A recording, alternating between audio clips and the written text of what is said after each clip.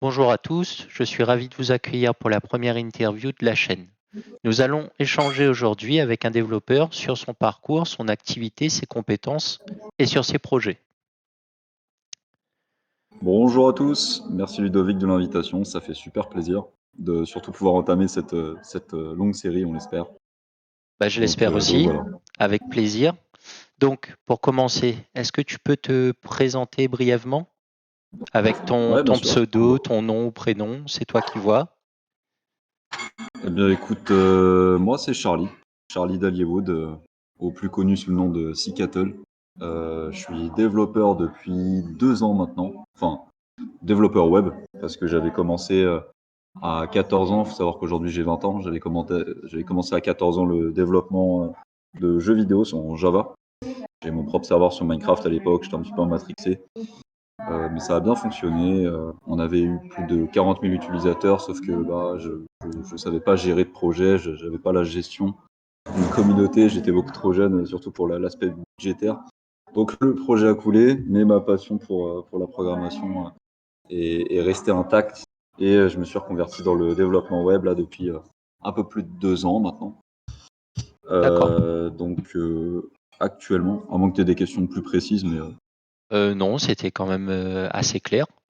Est-ce que tu peux nous dire ta localisation actuellement? alors, En je France? suis, ouais, je suis situé en France, dans la ville du Mans, les Ok, 24 heures du Mans, RPZ. ok. Et pourquoi tu as choisi d'être interviewé aujourd'hui? Alors, c'est tout bête. De base, j'avais vu, j'étais un petit peu sur Twitter, je traînais, je regardais un petit peu ce qu'il y avait. Je faisais ma veille sur le domaine du développement. Et j'ai vu un tweet d'un très cher Yushima qui disait qu'il justement recherchait des interviews, enfin du moins des développeurs pour les interviewer sur leur parcours, etc. Ouais, Et moi, personnellement, mon intérêt, déjà, c'est de pouvoir partager un petit peu ma passion, les points positifs, négatifs, ouais, et en même temps, du coup, de pouvoir promouvoir un petit peu mon activité.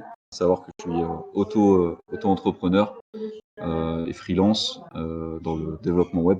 Après, je pense qu'on pourra faire un petit point là-dessus un petit peu plus tard. ouais, on va faire un petit point Mais voilà. sur les prochaines questions.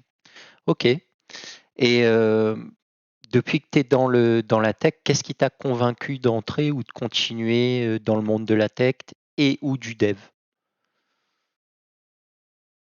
Ce qui m'a convaincu, c'est une bonne question. Que c'est pas du tout le genre de question que tu te poses en fait. Je pense qu'au fond de toi, tu le sais quand quelque chose est fait pour toi. Mhm. Après, ce qui m'a convaincu, moi, je t'avoue que c'est la flexibilité. C'est le fait de comment dire, de pas avoir de limites à proprement parler, de pouvoir laisser travailler sa créativité. Mhm. Moi, c'est ça que j'aime beaucoup dans ce domaine-là, et Je surtout les vois. opportunités.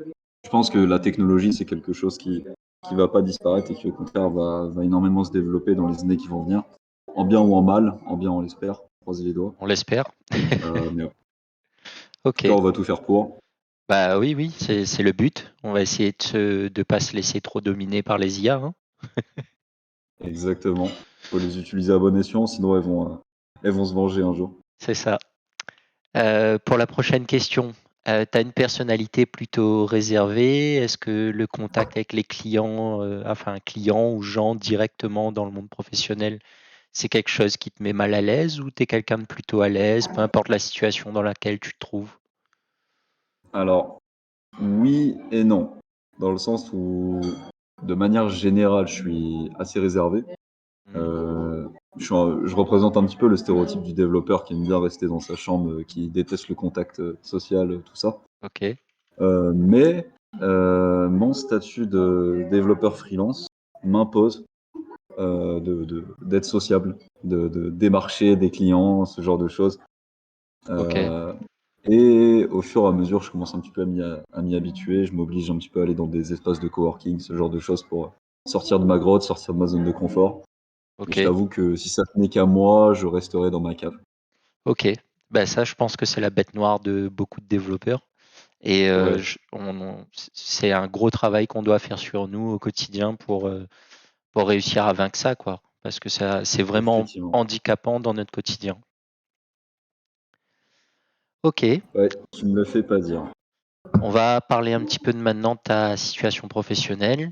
La première question, c'est est-ce que tu es en recherche d'emploi dans le dev ou tu es entrepreneur? Alors j'ai envie de te dire un petit peu les deux. Donc je t'ai parlé de mon statut de freelance, mais il faut Ouais, savoir qu'en parallèle, j'ai deux vies, ok, j'ai deux jobs. Donc et mon statut de freelance et également un statut d'alternant. ok, C'est-à-dire que là je suis à l'école qui s'appelle la 3W Academy, ok, qui initialement m'a accompagné dans ma reconversion en développement web. Et j'ai ok, décidé de poursuivre avec eux en alternance, déjà parce que j'aime beaucoup leur pédagogie. Ils sont beaucoup dans la pratique et moi c'est ce que je recherchais. J'avais pas envie de rester, si tu veux, assis sur une chaise à faire que de la théorie et à apprendre des choses qui me serviront probablement pas. Moi, ce que je voulais, c'était apprendre des choses qui me servent directement, apprendre sur le tas. Euh, hmm, ça, je pense que c'est le point commun d'ailleurs de beaucoup de développeurs, c'est l'aspect un petit peu autodidacte où on n'apprend pas beaucoup par soi-même. ouais, c'est Mais vrai. je crois que je m'éloigne. Mais oui, en gros, ma situation professionnelle, c'est ça, et c'est dans l'objectif de devenir ingénieur en logiciel à terme. Ok, Et en parallèle, l'objectif, c'est également de développer ma boîte au maximum. ok. Donc voilà. Et la prochaine question, c'est si imaginons que tu dois partir vers un emploi, quelle serait ta prétention salariale? Donne-nous une fourchette qui te plairait ou un objectif que tu aimerais atteindre. Et même si c'est pas dans un cadre salarial, tu peux nous dire aussi dans le cadre de ton activité, quels seraient tes objectifs de, de salaire en quelque sorte. Alors, à savoir que moi, je facture à la journée, généralement. Après, Ouais, en fait, j'ai envie de te dire, tout dépend du projet, de la demande particulière. Tu vois, s'il y a beaucoup de personnalisation, si c'est un projet qui est très original, je ouais, vais avoir tendance à facturer beaucoup plus parce que ça va me demander beaucoup plus de réflexion, beaucoup plus de travail. ouais. Mais mon TJM, tarif journalier moyen, ou minimum, pardon, est environ de 350 € par Ok, jour. ok.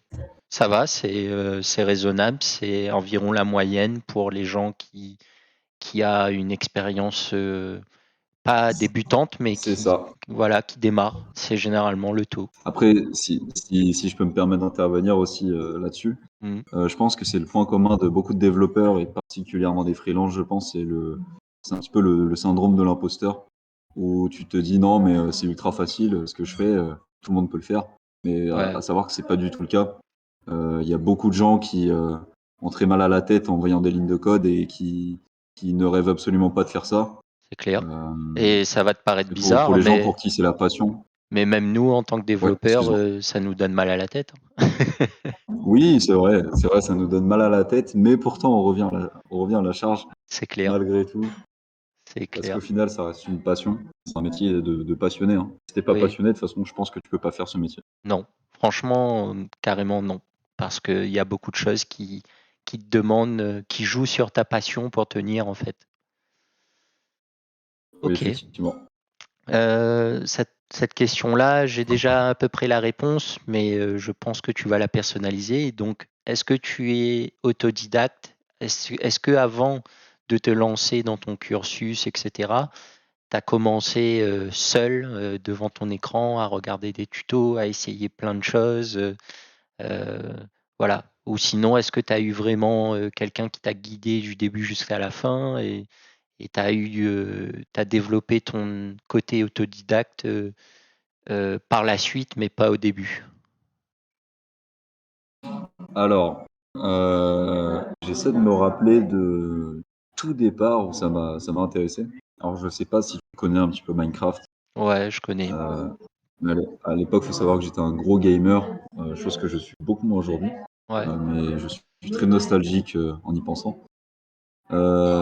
Et à l'époque, tout a commencé quand je voulais ouvrir mon propre serveur. Tout départ, avant de faire mon serveur à succès, ouais, euh, je faisais ce qu'on appelle des command blocks. C'était pas vraiment, bon, c'était très loin d'être de la programmation d'ailleurs, mais il y avait quand même une suite logique Et je me suis toujours dit, bah, c'est incroyable, quoi. Pouvoir créer des choses, le montrer aux gens et qu'ils puissent utiliser. Je crois que c'est à partir de là qu'est née ma passion de la création dans ce domaine. Après, je me suis dit, bon, bah, ok, j'ai envie d'ouvrir un serveur, comment faire? J'ai regardé des vidéos sur YouTube euh, et j'ai appris à développer en Java, au cas par cas, avec des vidéos sur YouTube, des tutoriels, Mmh. sans forcément apprendre toute la syntaxe de Java, juste en apprenant ce dont j'avais besoin et au fur et à mesure, en fait, ça. J'ai consolidé des compétences, j'ai rencontré pas mal d'autres développeurs dans mon cas. Mmh. On a pas mal échangé à l'époque. Et puis voilà, donc je considère que c'est un peu de l'autodidacte. Après, C'est pas un peu, c'est beaucoup. oui, c'est vrai. Après, les vidéos sur YouTube m'ont quand même pas mal aidé. Oui, mais alors Euh, le fait de regarder des vidéos, et cetera, de te faire accompagner par de la vidéo, ne fait pas de toi un non autodidacte, bien au contraire. Parce que derrière, il y a une démarche, il y a de la recherche, il y a des essais, il y a l'instinct d'aller oui. chercher, et tout ça, c'est des qualités d'un autodidacte. Alors d'ailleurs, qu'est-ce qu'on considère comme autodidacte? Parce que du coup, le fait de regarder des vidéos, c'est se faire guider par quelqu'un. Ouais, mais Euh, pour moi, un autodidacte, c'est quelqu'un qui apprend à résoudre ses problèmes soi-même et qui a une soif et une curiosité immense, tellement grande qu'il arrive à se guider seul dans sa quête comment dire ça, de récolte de connaissances, si tu préfères. Et pour moi, quelqu'un d'accord. qui a pas besoin de demander de l'aide pour apprendre quelque chose et qui sait où chercher, de quelle manière, comment, et qui atteint ses objectifs, pour moi, c'est quelqu'un d'autodidacte. Ouais, en gros, c'est quelqu'un qui est autodidacte, c'est quelqu'un qui gère lui-même sa roadmap, C'est à ça. contrario de quelqu'un qui est accompagné par une école ou un professeur C'est ça. Il y a en des gens, particulier ou un mentor. ils ont besoin d'être pilotés. Et il y a pas de honte à ça, hein. Après, Non, non, bien sûr, chacun apprend comme. c'est des qualités valables dans les deux sens. Ouais, bien sûr. Ok, Ok. ben, Et merci bah pour écoute, cette on est réponse. plutôt d'accord. Ensuite, actuellement, tu es en reconversion ou sinon, enfin, tu avais un autre métier avant, totalement à part du dev, etc. Alors, quand je me suis vraiment lancé dans la vie active après le lycée, au début, je savais pas que je voulais vraiment devenir développeur web. Ouais, Au début, je voulais rejoindre l'armée de terre. Euh, Puis après, j'ai fait de la préparation de commandes, chose qui n'a vraiment rien à voir. C'est un métier où tu es littéralement obligé de sortir de ta chambre pour travailler. ouais, Le truc de dingue. Et bon, évidemment, c'est pas quelque chose qui m'a plu parce que je suis quelqu'un qui est plus cérébral, qui va plus avoir envie de bosser avec son cerveau plutôt qu'avec avec ses muscles. ouais, Euh, donc ça, et puis ensuite j'ai reçu un jour un mail qui me proposait du coup de suivre une formation au sein de mon école pour me convertir dans le développement web. ouais, J'ai saisi l'opportunité, c'était un bootcamp de 6 mois avec un niveau BTS. ouais. Et bah, je suis littéralement retombé amoureux du code parce que j'avais un petit peu oublié cet amour avec l'arrivée du lycée, le collège, Mhm. ce genre de choses. Et surtout les réflexions de mes parents qui me disaient qu'il y aurait pas d'avenir dans ce genre de métier. Ouais. Euh, Est-ce qu'ils ont Ça, changé d'avis? malheureusement, ça m'a un petit peu éloigné. Bien sûr qu'ils ont changé d'avis parce que maintenant ils ont vu que j'ai pu saisir des opportunités, que je peux en vivre. Ouais, Et puis maintenant ils m'encouragent pleinement, mais à l'époque, et je peux pas les blâmer pour ça, à l'époque ils étaient un petit peu inquiets. c'est Et quelqu'un normal. qui était très focalisé sur les jeux vidéo. Et on a une petite idée un petit peu enfantine du jeu vidéo. On se dit que bah, c'est un truc entre guillemets et entre gros guillemets de branleur.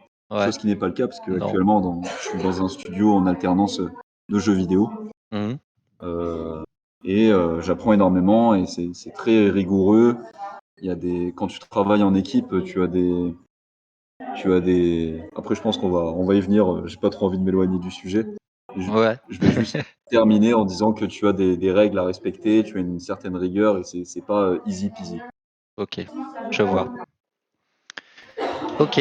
Là, je vais te poser une question qui peut fâcher avec les autres. T'es plutôt télétravail ou présentiel ou hybride? Sans hésiter, Ouais, télétravail. j'étais sûr. Sans hésiter. Après, sur site, pourquoi pas, mais personnellement, je sais que je suis beaucoup plus productif chez moi. Après, c'est pas forcément le cas de tout le monde. Moi, Ouais, je sais que j'aime beaucoup bosser de chez moi. Ça m'empêche pas quand même des fois d'aller à des espaces de coworking quand j'ai envie de changer d'air. ouais, Mais télétravail, c'est le must pour moi. ok, ça se comprend. C'est vrai que, enfin, il y a une grande guerre autour de tout ça, des différents modes de travail. Moi, j'ai une philosophie, c'est que tu dois avoir le choix et fais ce qui est bon pour toi. Et tant que Enfin, ça n'impacte pas ton faut choisir travail la. et que c'est fait, C'est je ça, vois aucun c'est ça. mal dans les deux cas ou les trois cas. Voilà. Et puis, les gens aiment le télétravail pour l'équilibre de vie, le Après, tu sais quoi, je vais revenir sur ma réponse. ouais, Je vais plutôt dire hybride. En fait, tout dépend ok, déjà pour être plus politiquement correct et parce que tu as quand même le problème du distanciel. Le distanciel, c'est quoi? C'est que tu t'imprègnes pas forcément de l'ambiance de l'équipe, ouais, de l'ambiance de l'entreprise. c'est vrai. Si par exemple c'est une start-up que tu vas rencontrer par exemple, alors généralement quand tu es en télétravail, tu vas rester dans un salon sur Zoom Mm, avec d'autres développeurs sans forcément te mélanger avec les autres corps de métier. Alors que je pense que quand tu es en présentiel, déjà tu vas rencontrer possiblement du monde en fonction de la taille de ta boîte. Mais ça peut aller du marketing, ça peut aller du RH, etc. Ça peut te permettre de t'imprégner de la culture de l'entreprise. Et ça peut être une bonne chose, ça peut te booster et ça peut être motivant. mm. Voilà. C'est pas une mauvaise réponse. Mais on est quand même bien d'accord que si tu dois faire de l'hybride, tu le fais, peut-être même au début Alors, pour t'imprégner justement de ton environnement. c'est ça. Et si après tu peux bouger en full télétravail, ça te dérange absolument pas. Absolument pas. Après, pourquoi pas à la rigueur, un jour ou 2 jours par mois sur site, Ouais, il n'y mm. a pas de problème là-dessus, tu vois? Pour des réunions, Ouais, pour ouais, des team building, ce genre de choses. ouais, ouais, je comprends. Ok, c'est cool. Euh, à la suite de cette interview-là, tu accepterais que des entreprises entrent en contact avec toi si ton profil les Bien intéresse? sûr, Ouais, à savoir que, oui, effectivement, je recherche possiblement, une entreprise, en alternance pour octobre. ok, Et je cherche également alors, ça, c'est pour l'alternance, à savoir que j'ai 20 ans, c'est assez conventionné, et c'est très avantageux de prendre un alternant. ouais, financièrement D'ailleurs, parlant. je financièrement parlant, et puis même, je pense que ça forme déjà de prendre un alternant et ça permet à la jeunesse de rentrer un petit peu dans le monde du travail. Pour moi, c'est la meilleure méthode maintenant, à l'heure actuelle, dans le sens où, bah, surtout en tant que développeur, où la pratique est très très importante. Après, Ouais, c'est pas forcément le cas pour tous les corps de métier, mais en tant que développeur, tu peux pas te permettre d'avoir que de la théorie. Je pense par exemple aux gens qui font des études de computer science pendant 5 ans, bac plus 5, et qui à la finale savent même pas faire un site HTML mm. ou faire du JavaScript ou faire même un langage de programmation.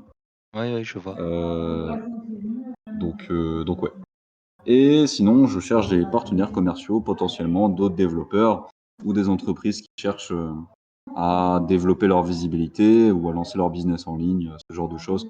Ouais, Savoir que je bosse principalement en tant que freelance avec des business.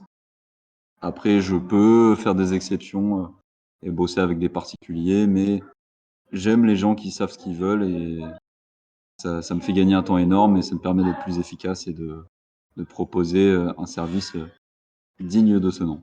ok, Voilà. cool. Bah écoute, j'espère qu'à la suite de ça, il y aura des gens qui rentreront avec toi, en contact avec toi. C'est tout ce que je te souhaite. Avec plaisir. Je croise les doigts. Ok. On va passer un petit peu sur ton expérience globale en tant que développeur. Moi, j'aimerais que tu me parles un petit peu de ton expérience en développement logiciel. Ce que tu sais faire, tes appétences, tes spécialités, sans forcément trop rentrer dans les détails parce qu'on a des questions sur les langages qui vont arriver, etc. Juste un petit peu ton parcours de développeur, qu'est-ce que tu as aimé faire, etc. Sans parler de langage, de manière assez générale, je suis beaucoup plus développeur back-end. Ok. Pour ceux qui savent pas ce que c'est, back-end, ça va être tout ce qui va être gestion côté serveur. C'est-à-dire que tu as le client et tu as le serveur. Mhm. Le serveur, ça va être tout ce qui est base de données, ça va être tout ce qui est traitement de ces données, traitement des requêtes, API, ce genre de choses. Ok. Moi, je sais que je suis beaucoup plus dans la logique. Après, je me considère plus comme développeur full stack, dans le sens où faire du développement front-end, faire des interfaces, faire du JavaScript, faire des fonctionnalités visuelles, je suis capable de le faire, j'aime bien ça. Mais à choisir entre les deux, je préfère faire du back-end. Ok. Voilà. Super. Nickel. Et depuis, alors concrètement, je crois que tu nous avais dit depuis combien de temps tu travailles en tant que développeur? Combien de temps tu as lancé ton business en freelance et combien de temps tu es officiellement dans le dev, peu importe ton niveau? Alors, je sais pas si je peux considérer mon expérience de développeur sur Minecraft en Java comme mon point de départ, dans le sens où j'ai fait une grande pause entre ça et le développement web. Ouais, Maintenant, je me considère à 100% en tant que développeur web. Donc, le développement Java, ça m'a permis de savoir que que ça j'aimais ça. existe. Ouais, Oui, voilà. Et puis, bon, après, maintenant, Java, c'est un petit peu en train de mourir. Après, ça, c'est un autre sujet. On parlera peut-être dans une autre interview, qui sait. possible. Mais, alors, attends, je me rappelle plus de ta question. C'est Je me suis tellement mêlé la pinceau. depuis combien de temps travailles-tu en tant que développeur? Ouais, Donc, j'ai lancé ma boîte à 19 ans en fin 2022. Seacattle.dev, je fais ma promotion. vas-y, vas-y. Et euh, donc je me suis lancé à cette période-là, à savoir qu'avant j'avais fait des stages dans des entreprises un petit peu différentes pour savoir comment ça marche dans ce domaine-là. J'ai appris pas mal de méthodologies, la méthode agile principalement, avec le logiciel Jira. Donc ça va être tout ce qui va être gestion de projet. Euh, Après, tout ce qui va être GitHub pour la collaboration entre équipes, GitHub avec GitHub Desktop. Mhm. Hmm, Donc Trello, Notion. tu vas dire quoi que ça fait 4 ans à peu près? Euh, Ça fait, dans le développement web, ça fait 2 ans, Ouais, de manière générale. Et ouais, après, on peut. J'ai pas envie de gratter, tu vois, des années. Donc, on va dire 2 ans. On va ok. dire On va dire Parce que sinon, deux ça ans voudrait où dire que je suis t'es, senior, mais je me considère pas du tout comme senior. ouais, on va dire 2 ans où t'es réellement impliqué. C'est ça, Ok, activement. ok. Ensuite, dans quel type de projet tu as été impliqué? Des choses qui t'ont marqué peut-être ou des choses réellement intéressantes, stimulantes, quelque chose que tu as envie de souligner et mettre en valeur? J'ai bien envie de te parler du mois d'avril 2023, donc il y a Ouais, 4 mois de ça, où j'ai eu la chance d'accueillir 2 stagiaires au sein de mon entreprise. ouais. Euh, donc des gens qui ont fait la même formation que moi, un an jour pour jour après. Bon, donc j'ai eu la chance d'être invité par mon école dans leur formation pour présenter mon parcours, etc. Mhm. Et suite à ça, ils m'ont contacté pour faire un stage, pour valider leur diplôme. Chose que j'ai acceptée, je les ai accueillis et je les ai fait bosser sur un projet en particulier qui est public, hein, et qui est open source, Ouais, qui s'appelle Wispy. ok, C'est une application de messages privés encryptés de bout en bout en ok, temps réel. ok. Et Donc les stacks techniques, ça va être c'était juste un ça va être du projet, Python, du MongoDB. Oui, excuse-moi, excuse-moi. c'était juste un Il projet y a du dev. pour leur faire apprendre, ou sinon c'était derrière, tu avais vraiment un but particulier avec ce projet? Moi, j'avais vraiment un but dans le sens où, et d'ailleurs c'est toujours actuel, même si très chargé au niveau client, entre mon alternance, très Mmh. peu de temps malheureusement pour avancer sur ce projet, bien qu'il soit très haut dans mon cœur. Mais pour moi, je pense que la vie privée, la confidentialité des messages doit rester très importante, surtout avec les lois de l'Union européenne. Après toi, je sais pas si à La Réunion, tu es C'est impacté par ça, c'est pareil, je l'Union fais partie européenne? de la France, ouais. Ouais, ok. Donc tu peut-être pas sans savoir qu'il y a pas mal de lois sur la vie privée, que tu as des entreprises comme Telegram, WhatsApp, qui font de l'encryption de bout en bout, qui sont pas mal emmerdées, Mmh. parce que l'Union européenne veut pouvoir filtrer les messages et y accéder. Sauf que le principe même de l'encryption de bout en bout, c'est que les seules personnes qui peuvent accéder au message, C'est nous. celui qui l'envoie Ouais. et celui qui le reçoit, avec des clés. Mmh. C'est-à-dire que tu envoies un message, alors en théorie, parce qu'on n'en a pas la preuve, WhatsApp n'est pas open source, Ouais. euh, mais en théorie, tu envoies un message sur WhatsApp à ton ami, on va l'appeler Tom, ton message va s'encrypter. La seule personne qui va avoir la clé, c'est Tom. C'est-à-dire que même WhatsApp, en théorie, ne peut pas accéder à ton message. Mmh. Donc pour les filtrer, c'est pas mal emmerdant. Et le principe même de WhatsApp, Telegram, c'est justement cette encryption. Donc Ouais, je vois. sans ça, c'est un petit peu problématique. Mais je pense que ça va pas disparaître. Je pense qu'au contraire, ça va être de plus en plus important et de plus en plus demandé au fur et à mesure des années. Mmh. Et du coup, toi, ta plus-value, c'est vraiment sur la méthode d'encryption par rapport aux solutions existantes, en sachant qu'il y a déjà des tonnes. Alors, effectivement, il y a ça. Après, l'idée, c'est aussi de rajouter au fur et à mesure des fonctionnalités originales.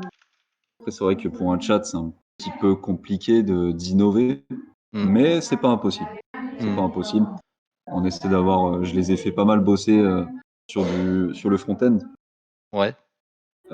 C'était du React. Donc l'objectif, c'était de faire une interface intuitive. Je suis plutôt fier de leurs résultats. Ils sont très doués. D'ailleurs, aujourd'hui, ils font encore partie de mon équipe. Ok. Euh, donc voilà. Ok. Bon, cool, super. Ok. On va maintenant passer un petit peu sur les langages de programmation. Quel langage de programmation tu maîtrises? Alors attention, il ne faut pas dire HTML, car HTML n'est pas un langage de programmation, c'est un langage de balisage. Mmh. Pareil pour XML. Et CSS est un langage de style. Donc, en langage de programmation, je connais JavaScript, Java, Python, PHP. Non, MySQL, c'est un langage de base de données. Hum, On va dire que je bosse principalement avec cela. Après, il y a des librairies aussi avec lesquelles je bosse, dont React, Ouais. React pour les fronts, pour les interfaces, pour faire quelque chose de fluide.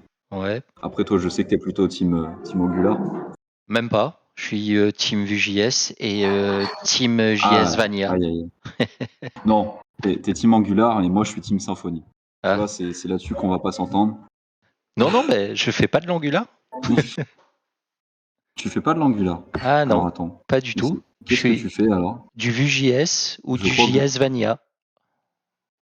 Mais alors attends, Ah, Laravel. Ouais. Pourquoi Angular? Ouais, non, Laravel. Donc ça, c'est ton framework Ouais. de back-end. Ouais. Pour moi, ouais. Bon, après, évidemment, je rigole, même si c'est marrant, la petite guerre entre les frameworks. Chacun Alors, est libre d'utiliser son propre framework en fonction de ses préférences personnelles. exactement. Et j'ai même une autre théorie. Les frameworks devraient pas exister. Alors là, je vais me faire taper sur les doigts. Mais Attention. tout développer en JS, tu peux le faire très bien et de manière Oui, ultra fluide, sans Vue.js, sans React, etc. C'est vrai que c'est un gain de bien temps, sûr. mais ce que tu ponds en termes de code aujourd'hui, ça sera encore valable dans 10 ans. et tu auras des changements beaucoup moindres qu'avec des frameworks comme React, etc., qui évoluent tout le temps Et puis moi, il y a une phrase que m'avait dit mon formateur et qui m'a marqué à tout jamais. Déjà, c'est de pas réinventer la roue. aussi. Et voilà. Alors la phrase vraiment que je souligne, c'est ne pas transporter une mouche avec un TGV. Tu vois, en fait, la technologie que tu vas choisir pour ton projet va dépendre de l'ampleur de ce projet. Voilà, oui. Pour une landing page, c'est-à-dire une page simple avec des informations, c'est inutile d'utiliser React. Oui, oui, je vois. C'est pas adapté pour. Ça va être plus pour des applications, ce genre de choses. Donc ouais, en fait, tout dépend. Après, le nombre de langages que j'ai donné au préalable, faut pas avoir peur. Je pense aux petits débutants qui écoutent. C'est sur la durée. J'ai pas tout appris d'un coup. Ah oui, non, c'est clair. Euh, Il y a des sessions, hein, des périodes, on va dire. c'est ça. Hmm. Et alors, en librairie, tu travailles que avec React, c'est ça? Alors pour le front-end, principalement React. Ok. Et Après, sinon, j'ai pas mal appris FreeJS, connaissent. je connais C'est pas. comment dire, c'est une librairie qui permet de faire du 3D basé sur OpenGL, mais de manière plus simplifiée. Ok. Et c'est vraiment pas mal. Ok. Faire du 3D sur navigateur. Et par rapport à Three.js, c'est quoi la différence? Parce que j'ai cru comprendre que tu as dit Flux.js, non? FreeJS. Ah ouais, ok. Excuse-moi. Ouais, Non, ouais. non, attends. 3JS. Ok. Ok, super. Excuse-moi, j'ai pas mis l'accent. Ouais, je connais cette librairie. Par contre, je l'ai jamais expérimenté parce que j'en ai pas eu de besoin particulier en fait. Honnêtement, elle est pas mal. Elle Ouais, est pas mal du tout. de ce que je vois et de ce que les gens font avec, oui, je confirme, c'est pas mal. En termes de performance, en termes de.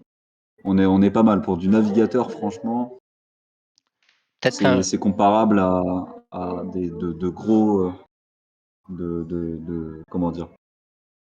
Je pense que tu vois ce que je veux dire. hmm, ouais, peut-être qu'un jour Je trouve plus mes mots. je me lancerai, je Bah testerai. écoute.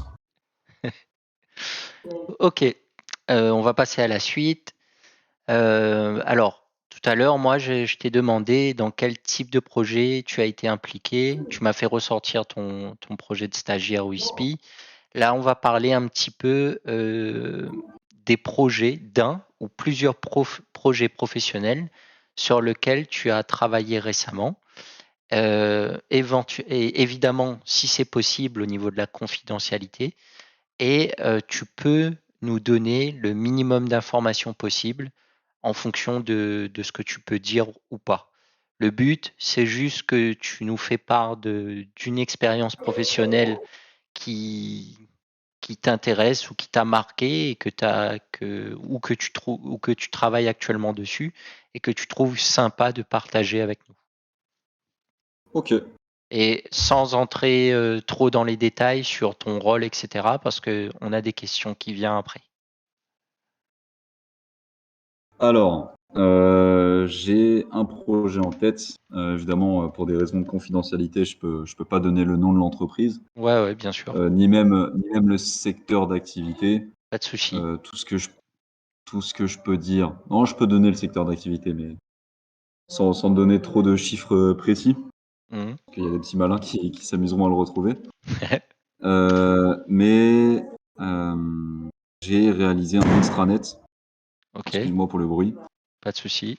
J'ai réalisé un extranet pour une grosse entreprise française dans le domaine de l'immobilier, Ok, qui ont énormément d'agences, énormément de prestataires. Et l'objectif de cette application, c'était de permettre à tous ces parties de pouvoir communiquer, d'échanger des fichiers euh, et de réaliser des avancées communes.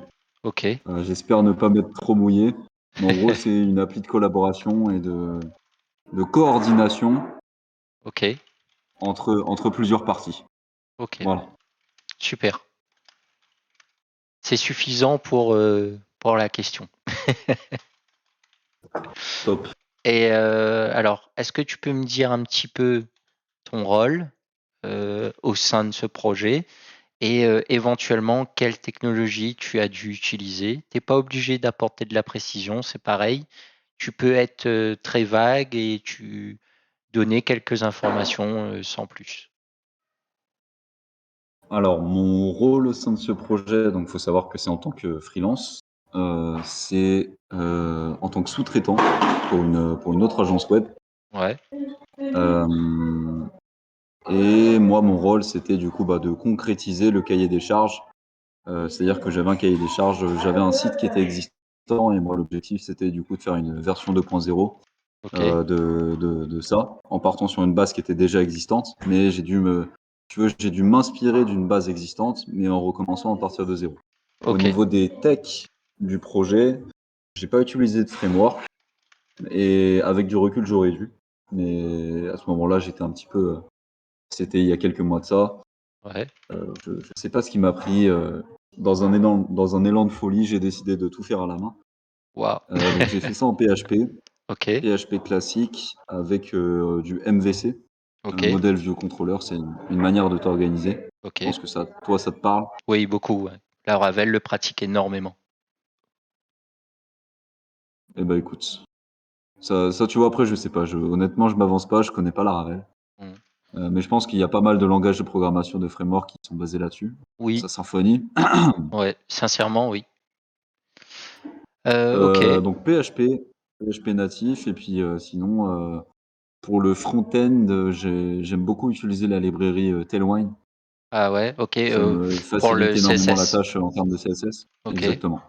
ok, Puis sinon, HTML, classique, un petit peu de JavaScript, mais rien de très poussé. ok, ok, super. Tu t'es amusé sur ce projet? C'était très dur. Je vais pas J'imagine. te mentir, c'était pas le projet le mieux organisé. On a perdu beaucoup de temps sur des choses parce que ça avait été mal précisé initialement. Il y a eu beaucoup de changements et de demandes de la part du client. Ouais, Mais on a finalement vu le bout.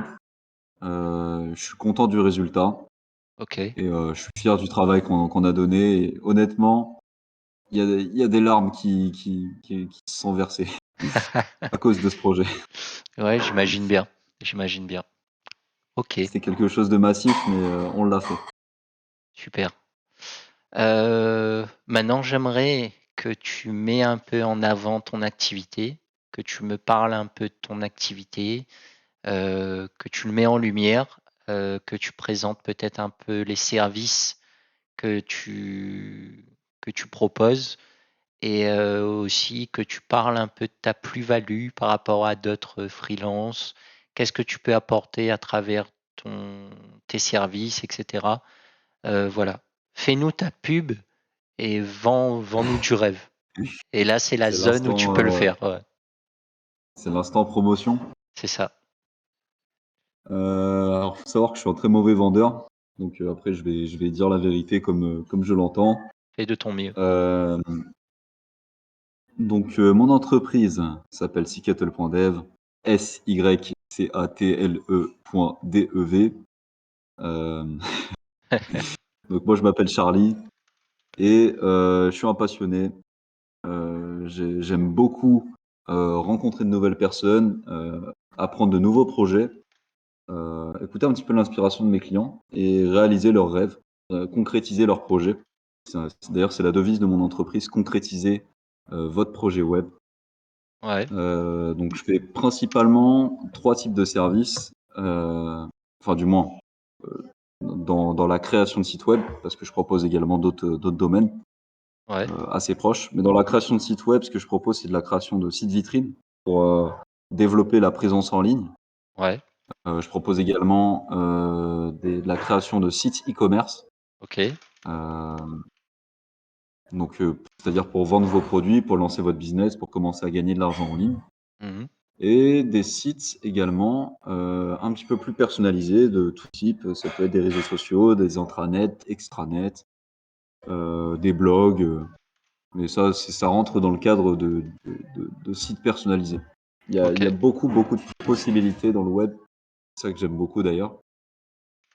Sinon, mis à part la création de sites web, qu'est-ce que je propose? Je propose également du marketing, principalement du community management sur les réseaux sociaux.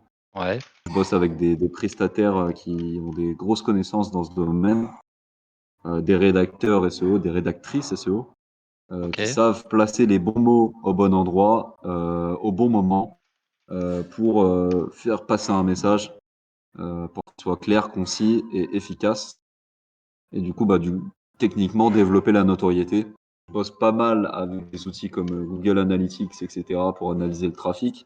ouais, Hem, je dirais pas que je fais du data analysme parce que ce serait un peu prétentieux de ma part, mais je m'exerce un petit peu dans le domaine et je t'avoue que j'aime beaucoup. Et troisième type de service que je propose, ça va être, de l'hébergement web, du système admin, de l'administration système, OK, sous Linux principalement. ouais, Donc ça va être tout ce qui ça va être, installation, des dépendances de votre projet, ça va être la sécurité de votre machine ouais, et la mise en production et la mise en ligne de votre projet. OK. Bah, Voilà. ça va, ça fait un bon panel de prestations et de services. Écoute, on fait ce qu'on peut. Après, je travaille pas mal là-dessus avec mes collègues et écoute, jusqu'ici, ça se passe très bien. Ça avance, comme je l'entends. Bon après, j'ai envie de te dire, on veut toujours que ça avance plus vite et avoir toujours plus de résultats. Ouais, Mais quand même, quand je compare, ma situation d'aujourd'hui à ma situation d'il y a 1 an, il y a une j'ai beaucoup différence. avancé. Ouais, ouais. Mmh. Voilà et j'en suis très fier. Bah, il y a de quoi, il y a de quoi. Et il faut surtout Donc voilà, continuer et pas relâcher l'effort, comme on dit. c'est ça. Il faut pas baisser les bras, même si, des fois tu as la tête au fond du seau, même si des fois tu as pas envie, ça va finir par payer. C'est clair. Quand tu commences à t'investir à 100 dans quelque chose, tu auras jamais du résultat dès le lendemain, en fait et justement, c'est quand tu auras ce résultat, tu pourras en être fier. Tu sais que tu auras sué pour avoir ce résultat, tu sais que tu l'auras mérité C'est ça, et c'est la pour moi, je pense que c'est un des meilleurs sentiments, possibles sur cette planète, c'est concrétiser son projet après, dur labeur. c'est vrai, c'est vrai. Mais parfois, faire avec ces moments de doute, c'est compliqué parce que on se donne à fond vraiment, corps et âme, et puis on voit que les graines prennent du temps à germer. Parfois, ils germent pas du tout, et tu as l'impression de vraiment de te cogner à un mur, et voilà, ça te fait remettre en question. Tu as toujours des doutes sur ce que tu fais. Et les résultats arrivent, mais vraiment à petites gouttes comparé à l'effort fourni qui doit être constant et tout le temps très fort. Après, moi, je pense qu'il faut essayer. J'ai envie de te dire 100 des gens qui n'ont pas essayé, n'ont pas réussi C'est vrai, c'est vrai. L'essai, c'est important. et il faut se taper la tête contre les murs et il faut se louper parce que je pense que c'est aussi dans l'erreur qu'on apprend. Oui, carrément. Heu et c'est important de se tromper. Ouais. Parce Mm. que si tu te trompes pas, tu sais pas ce que tu veux. Ouais, c'est vrai. Il faut faire des centaines d'essais négatifs pour C'est ça. comprendre ce que tu ne veux plus faire, pour enfin trouver ce que tu veux faire. Il faut savoir ce qu'on ne veut pas pour savoir ce qu'on veut. Ça, c'est Exactement. tellement vrai. C'est vrai. On est d'accord. Super. Bon, ben voilà pour la partie présentation de ton activité. Le moment pub est fini. Je te remercie pour la com. Non, ben, avec plaisir si je peux aider. On va parler encore un petit peu. Est-ce que tu peux me parler un petit peu de ton expérience avec les méthodologies de développement spécifiques? Tu en as cité un petit peu, mais si tu veux rentrer en détail, ben, c'est un peu le moment. Sur tes Alors, préférences, tes goûts, ce que t'aimes pas, etc. il faut savoir qu'il y a énormément de méthodologies, mais il y a 2 grandes familles qui existent. C'est la méthodologie en cascade et la méthodologie agile. Ouais, De manière générale, les startups, et entreprises, dans le monde de la tech, sont très orientées vers l'agile.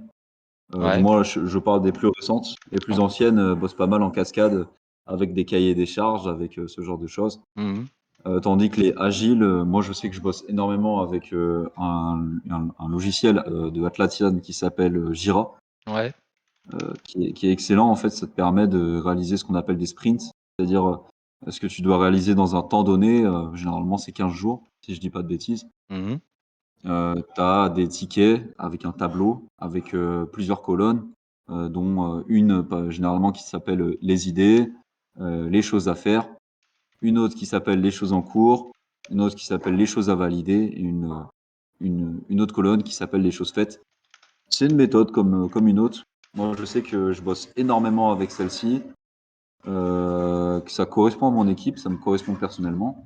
Ça me permet de savoir où j'en suis dans mon projet, Mmh. mais quand même de garder une certaine flexibilité. OK, Voilà. Après, c'est super. vraiment une préférence personnelle. Et en termes de coût, il est raisonnable? En termes de coût, Ouais. Enfin, s'il est payant, je sais pas. c'est complètement gratuit. D'accord, OK, Après, il me semble qu'il y a des options premium, mais personnellement, j'en ai pas eu besoin. OK. OK, bah, là, on a fait la pub de Jira. Ouais, c'est ça. Après, à savoir que j'ai aucun partenariat avec eux, même si j'aurais bien aimé. Moi non plus.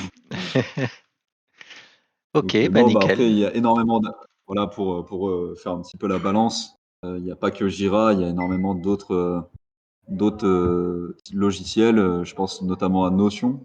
Ouais. Alors Notion, je sais pas s'il y a un système de tickets?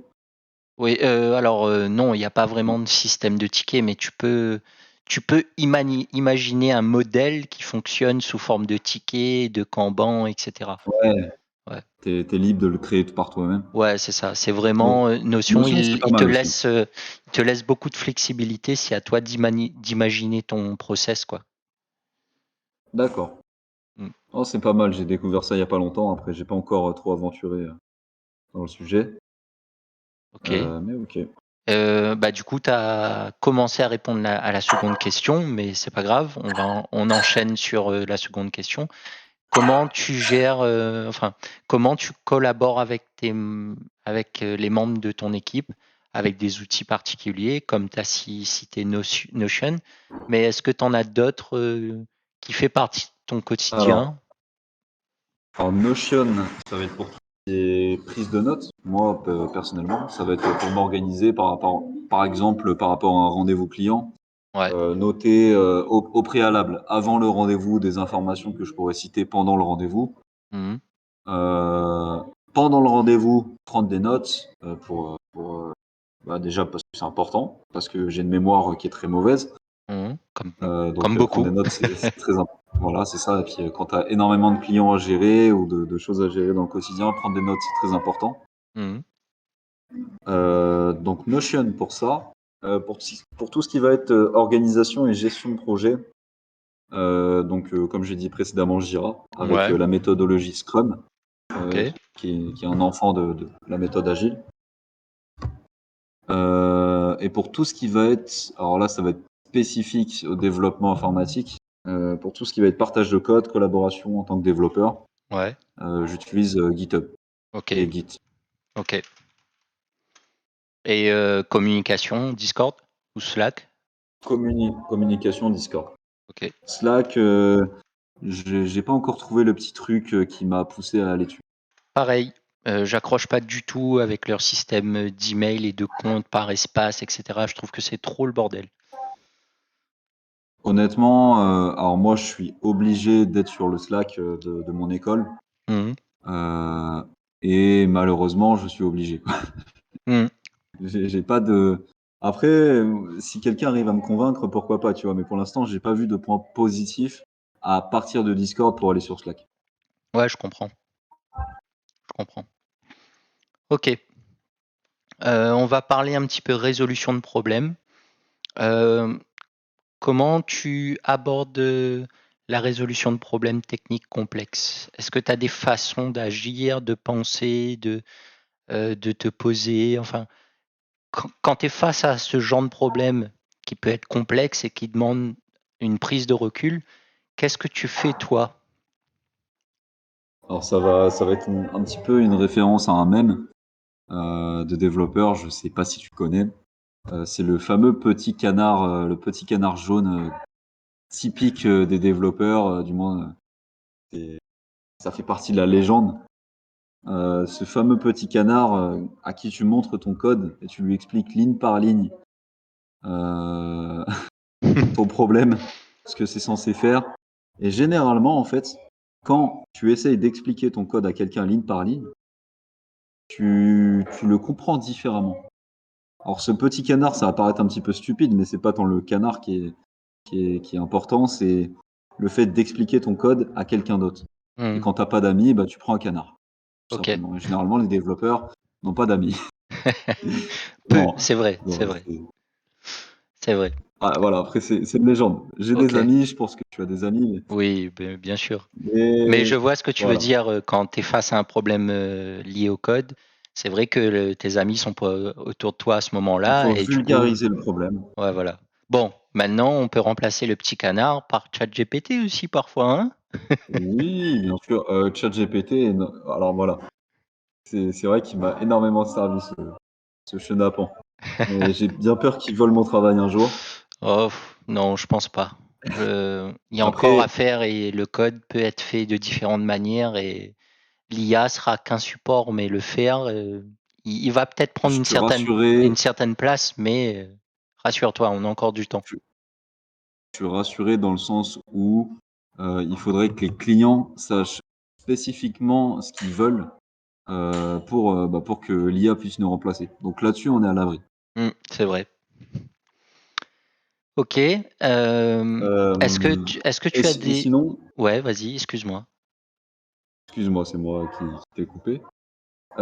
Sinon, la bonne vieille méthode du console log, à chaque étape, heu, pour te guider, pour savoir où est le problème. C'est pas mal aussi comme méthode. Ça, c'est un petit peu à l'ancienne, c'est un chat GPT, J'avoue, mais c'est voilà, simple. je reste nostalgique de cette époque aussi. C'est vrai. Moi, ce que j'aime bien, c'est, quand j'ai ce genre de problème-là, j'efface, enfin, je commente l'ensemble du bout de code qui me pose problème et j'avance progressivement sur chaque ligne et je vois où est-ce que ça bloque, où est-ce que j'ai un problème et j'essaie de raisonner à partir de là, en fait. Et parfois, ça m'aide à situer le problème et ça m'aide aussi à le contourner de différentes façons. C'est ça. Faut pas le sous-estimer ce petit console log parce qu'il en a sauvé plus d'un. J'avoue. Est-ce que tu as des exemples où tu as dû prendre des décisions rapides pour résoudre un problème critique? Un ou des problèmes critiques? Ah, j'ai envie de te dire, par rapport à l'entreprise qui est dans l'immobilier, Ouais, hem, j'ai eu beaucoup de problèmes, d'imprévus que je devais résoudre rapidement. ouais. Si je peux te donner un exemple, Un exemple laisse-moi rapide, hein, réfléchir. sans forcément trop de détails, mais un truc qui t'a marqué et puis, voilà. On devait migrer les données, de l'ancien site qui était en WordPress sur alors, je sais pas si tu sais à quel point, c'est bordélique les bases de données WordPress, Ouais, je connais un peu. mais laisse-moi te dire que effectivement c'était un sacré bordel. On a dû faire des scripts qui permettaient de traduire l'ancienne base de données, le nom des données et cetera, l'adapter dans la nouvelle. À savoir que l'ancienne était pas du tout relationnelle, que tu avais 120 champs par table et que, bah, du coup, la nouvelle que j'avais mise en place était relationnelle avec Oula, du coup des relations entre les tables. Je veux dire, tu as pas absolument tout dans une seule table. ouais, Tout est bien organisé. Donc, ouais, en l'espace de 48 heures, on a dû trouver une solution. Je t'avoue que c'était un petit peu le stress dans le sens où tu as le client qui te met la pression, tu as le prestataire parce que moi, tu es en sous-traitance, qui te met la pression également, puis tu as toi qui dois te creuser les méninges, pour trouver la solution. Finalement, alors malheureusement, on n'a pas respecté la deadline à ce niveau-là, mais on a pu résoudre le problème non pas en 48 heures, mais en 72 heures, OK, avec très, très peu d'heures de sommeil, j'imagine. mais on l'a fait. On l'a fait. C'était très dur. OK. Bah, ouais, ça a l'air d'être un exploit vu les conditions que tu expliques. Euh, alors, au niveau de la quantité de données, parce que c'est quand même bon de le préciser, on était sur, alors déjà à peu près 10 gigas de fichiers. Ah ouais? et on était sur des 6000 données à insérer, à peu près. Ah ouais, quand même. Avec tous les cas de figure, par exemple les et, accent aigu qui doivent être affichés de telle manière, les tirets.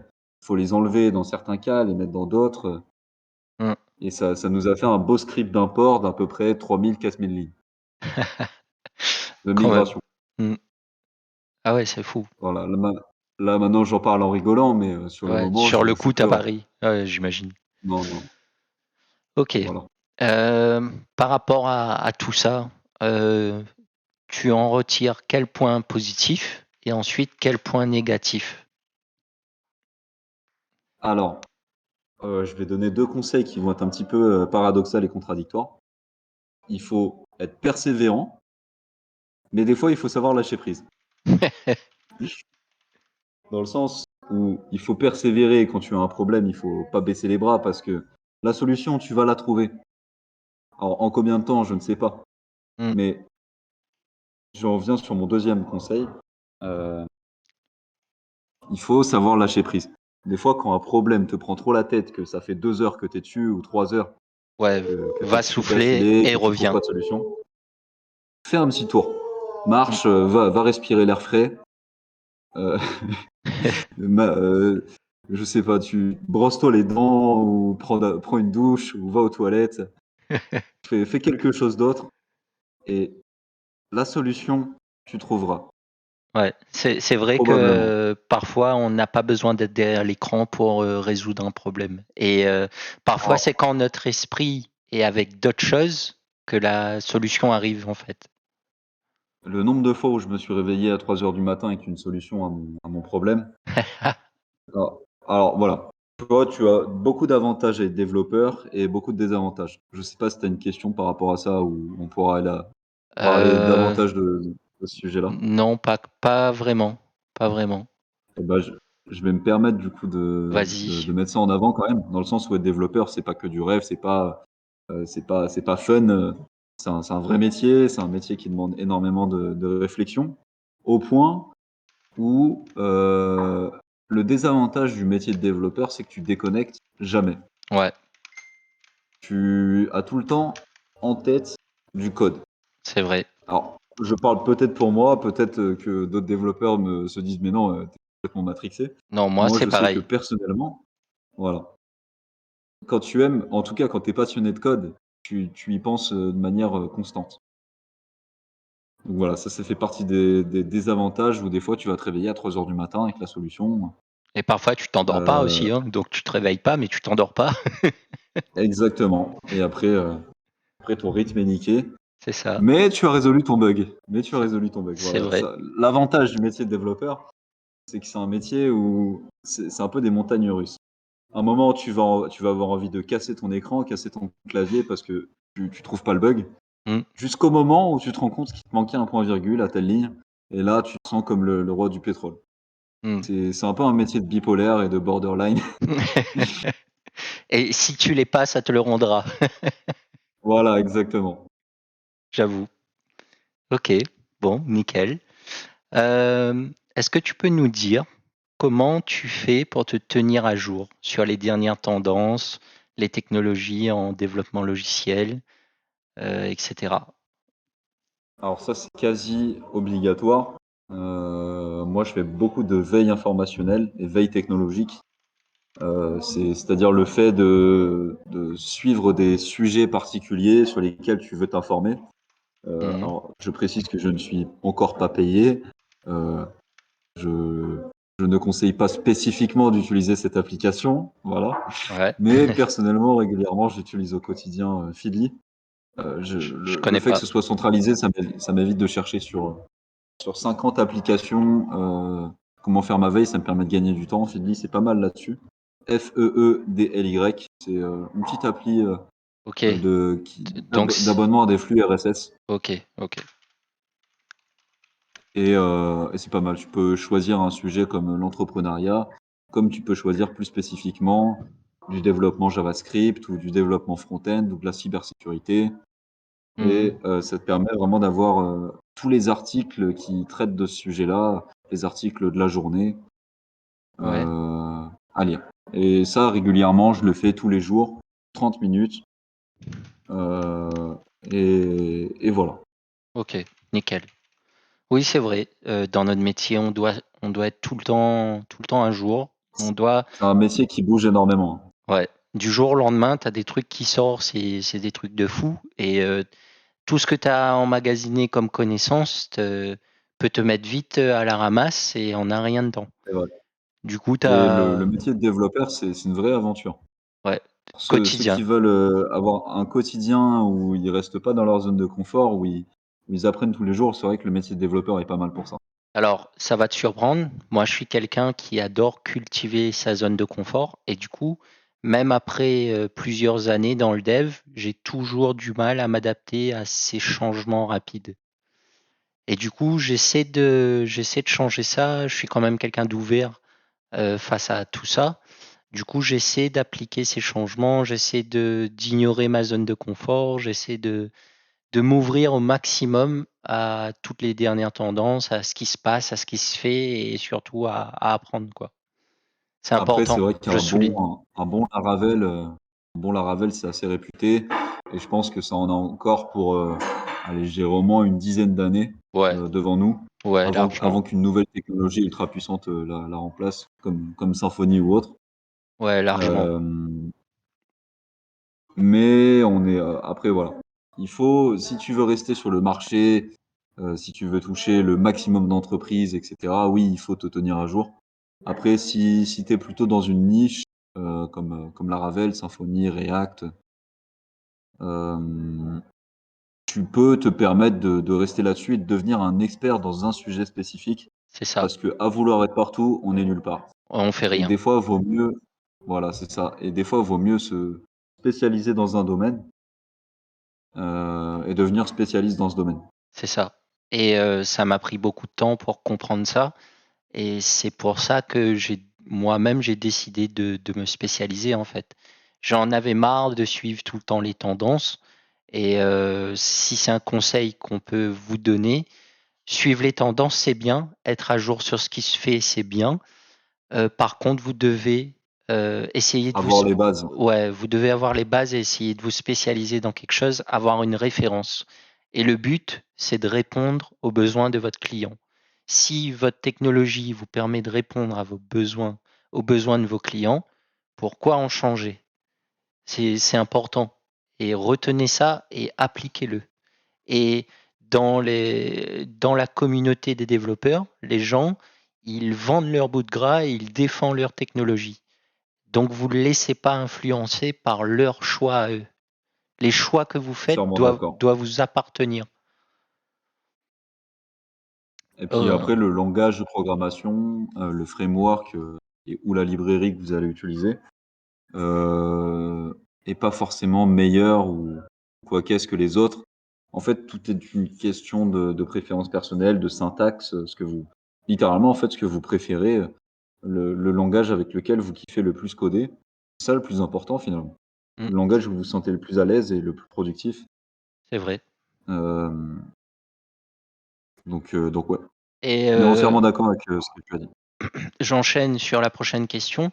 Est-ce que tu es quand même, même si tu travailles pas mal avec React, JavaScript, Python, PHP, etc., tu es toujours ouvert à l'apprentissage de nouveaux langages ou frameworks ou...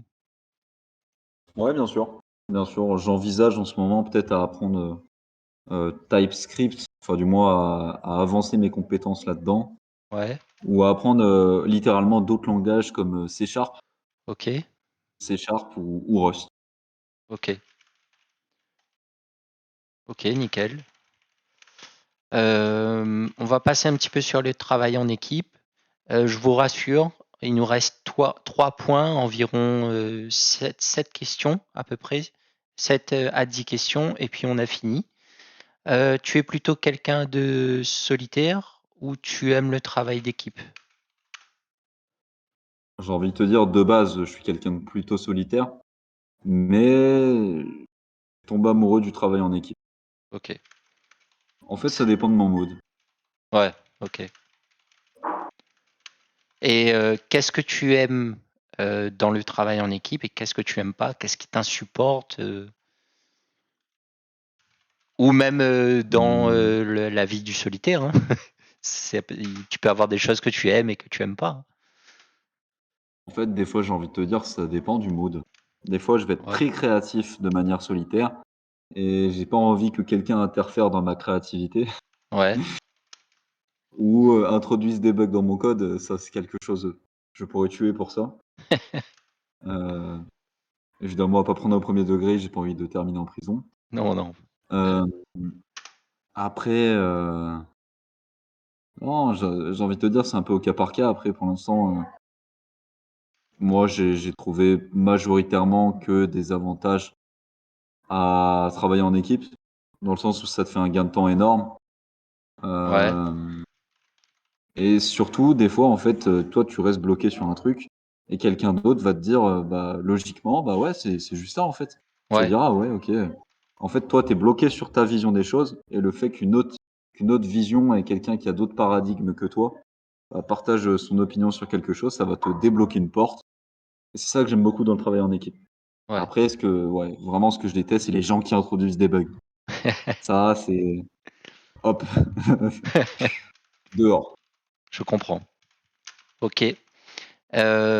Présence en ligne. Qu'est-ce que tu fais pour travailler ton branding et ta présence en ligne Qu'est-ce que je ne fais pas assez?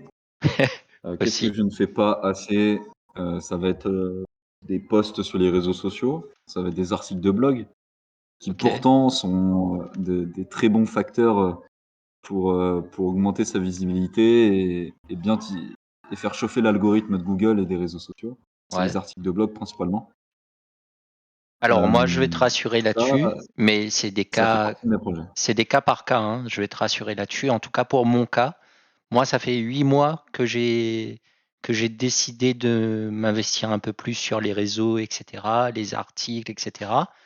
J'ai pas eu un changement de malade au niveau des opportunités ou sinon au niveau de ma visibilité. Il y a eu des changements, Après je pense, mais c'est pas quelque chose ça qui se développe fait quand du jour même, au lendemain.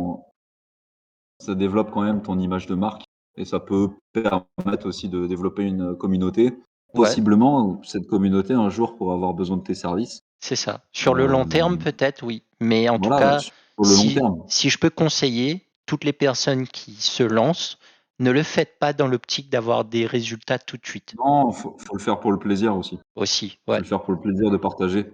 ouais, Si tu c'est le vrai. fais pour avoir du résultat, pour, avoir des prospects, avoir des clients, ça va se ressentir, en fait. C'est ça. Mais si tu le fais parce que tu as envie de partager quelque chose, une valeur, une connaissance, alors évidemment, toi, ce que tu veux, c'est aussi obtenir plus de clients. Ouais, Mais il faut le faire aussi pour le plaisir de partager. c'est vrai. Et essayez de trouver votre passion, le côté passion avant tout, parce que vous C'est allez ça. être vite dégoûté des résultats Et puis vous verrez en plus de ça que si vous le faites par passion, ça va se ressentir et il va y avoir du résultat. aussi. Donc Ouais, c'est plutôt positif. ouais, c'est vrai. Est-ce que tu veux quand même nous partager tes liens vers les réseaux sociaux? Ceux que tu estimes le Bien plus sûr. important?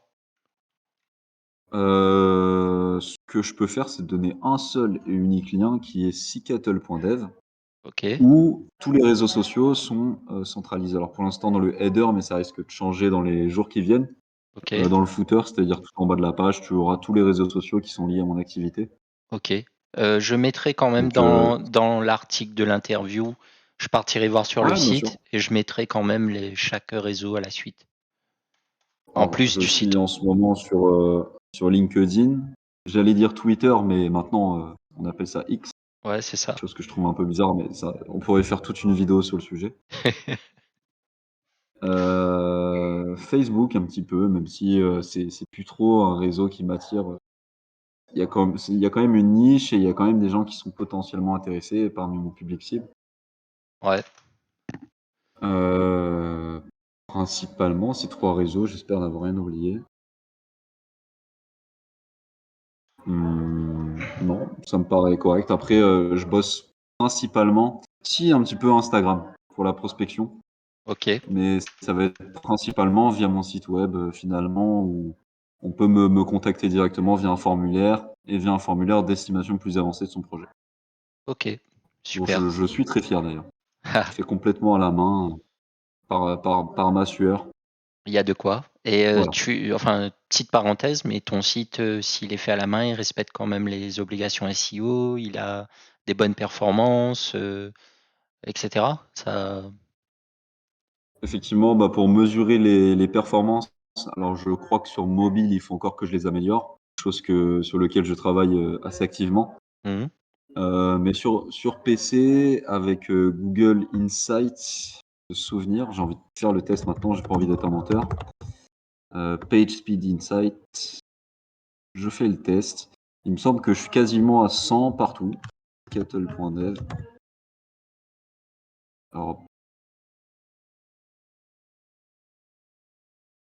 on va savoir ça tout de suite. Mais en termes de SEO, j'essaie de vraiment respecter les normes des réseaux, enfin du moins des moteurs de recherche. Donc ça va être tout ce qui va être balise méta, ça va être tout ce qui va être balise sémantique, H1, H2, les paragraphes, le respect des listes, etc. Ok, Ok, donc ça va charger. En performance, je suis à 99 sur 100. ah, ça va. En accessibilité, je suis à 89 sur 100. Là, je peux largement m'améliorer. Ouais, En bonne pratique, donc là, les bonnes pratiques, ça va être bah, tout ce qui va être balise sémantique, etc. Je suis à 100 sur 100. ok, good. Et en termes de SEO, alors ça, c'est parce que j'ai ajouté une image et j'ai oublié de mettre un alt. Je suis à 92 sur 100. Ça va. Mais Ça, c'est vraiment minime. c'est facilement corrigeable, ouais. Voilà, on n'est pas sur un désastre. Non, On est sur ça des plutôt reste, bons résultats. ça reste des bonnes perfs. Après, tu as ce genre de personnes qui sont très perfectionnistes, etc. Ils aiment du sang partout. Mais quand tu as des moyennes comme ça reste quand même convenable et raisonnable. Honnêtement, je fais partie des gens que ça titille un petit peu, tu vois. J'aimerais bien avoir 100 partout. Après, en termes de résultats sur les moteurs de recherche, moi, j'arrive quand même à être dans les premiers, si ça n'est le premier. Ouais, Après, ça dépend les mots-clés, mais je bosse activement avec mon équipe marketing et mon équipe SEO sur les résultats, déjà pour mes propres résultats et pour ceux de mes clients. ok. Mais c'est une vraie guerre. C'est une vraie guerre. C'est une guerre de territoire, le SEO. Ah oui, bah, j'imagine. Alors, il nous reste 10 minutes parce on approche presque des 1h30 d'interview. Il reste 3 questions et on va essayer d'aller au plus vite. Je t'écoute. Si tu as des conseils à donner aux gens qui commencent le métier ou ceux qui sont en plein dedans, tu souhaiterais leur dire quoi? Honnêtement, foncez. Ça va être un conseil vraiment bateau, mais foncez, essayez. Si vous avez une idée de site ou une idée de projet, essayez. Parce que la meilleure manière d'apprendre une technologie, c'est de le faire avec un projet. Par exemple, vous voulez apprendre à gérer une base de données ou à faire simplement un site avec une liste de livres, bah, faites-le. Et moi, c'est le premier projet que j'ai fait, c'était vraiment de faire un site MVC en PHP avec MySQL où tu affichais une liste de livres. Et après, j'ai implémenté des petites fonctionnalités par-ci par-là. Et c'est là que je me suis rendu compte vraiment que je kiffais ça. Je me suis pas mal tiré les cheveux, mais j'étais très fier du résultat. Hmm. Et voilà. Et Les projets. si je peux compléter ta réponse, euh, pratiquer, mais éviter de faire des to-do list. C'est pas formateur, ça. Euh, Non, non, non. allez-y Mettez- vraiment. Mettez-vous du défi. Ouais, voilà. Ouais. Ok. Est-ce que tu as envie de nous donner des informations supplémentaires qu'on n'a peut-être pas mentionnées ou euh, que tu aimerais partager ou voilà. Hum, Bah écoute, on peut parler un petit peu de Equativa. Ouais. C'est une communauté dont je suis très, très fier de faire partie, qui est une petite communauté qui est naissante, mais qui est vivante. Il y a pas mal de gens qui débutent. Moi, je me fais un plaisir de répondre à ceux qui ont besoin d'aide, quand je peux, quand j'ai un petit peu de temps. Mhm. Et si c'est pas moi qui le ferai, c'est quelqu'un d'autre. Et puis voilà, donc si jamais vous avez des questions, ce genre de choses, je vous invite à rejoindre le Discord. Je précise que je ne suis pas payé pour faire la promotion, je le fais avec plaisir. Ça Donc ça voilà. me fait plaisir. Merci. C'est moi qui te remercie. Ok. Bah voilà, je pense que on est quand même arrivé à la fin. C'est passé très vite, je trouve. Ouais, c'est passé très vite. Par contre, c'est très condensé. Enfin, on a surfacé beaucoup de sujets et c'est ce qui fait que ça dure pas mal de temps. Mais maintenant, toutes les personnes qui vont écouter cette interview, ils sauront beaucoup plus sur toi et puis ils auront vraiment accès un peu à ta personnalité, ton parcours et tes expériences. Du coup, bah, je te remercie beaucoup. Et puis, je souligne juste avant de couper, tous les développeurs qui souhaitent faire comme Charlie et qui ont envie de se faire connaître et de partager leur expérience, bah, n'hésitez pas, venez de postuler sur la plateforme et je serai ravi de vous interviewer également. Super. Et bah, merci beaucoup Ludovic pour ton temps. Merci à tous de m'avoir écouté. Et bah, écoutez, j'espère vous dire à la prochaine et vous revoir prochainement. N'hésitez pas. Merci Charlie, à bientôt. Merci beaucoup, à bientôt.